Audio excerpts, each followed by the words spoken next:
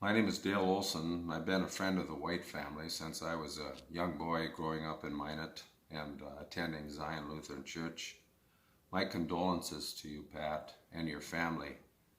I can remember just like yesterday Keith courting you when you lived in Pheasanton, North Dakota, and listening to a lot of Keith's teammates tease him about how hard he was working at his courtship of yours. That always stood in my mind, and what I remember of it more than anything, though, is how his love for you eclipsed everything in his life. His family was so important. A very loyal, patriotic, disciplined citizen of the community of Minot. The auditorium, his DNA is all over that place.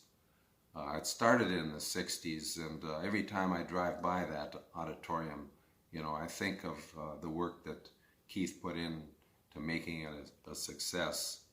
He was a student manager at Minot High School in 1956 for Art Hovde's Magicians, and he was meticulous with the numbers, and his loyalty to his job was so important. And him becoming that recreation director and manager of the place didn't surprise me at all. His discipline and loyalty fit perfectly. I also remember working for him. He was my boss when I was in my late teens, and he asked me to play for a great softball team called Farmers Union. There were so many great players and names that going back to Wheaties Peterson and Ronnie Sem and Gary Leslie and Jim Collins, and I can go on and on. I don't want to mention too many, but there's so many stories and names that could go into that, and it was a big part of my maturity as a young man.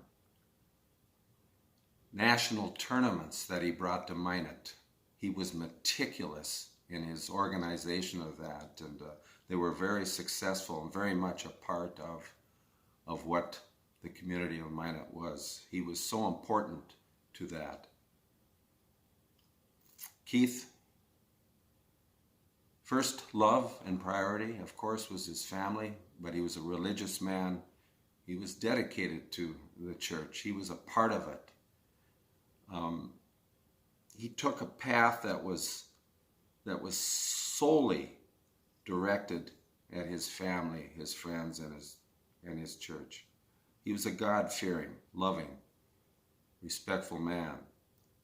I want to thank you, Pat, for the honor of being a part of this. And Teresa's and my blessings and condolences really for a fine, loving family man. Thank you.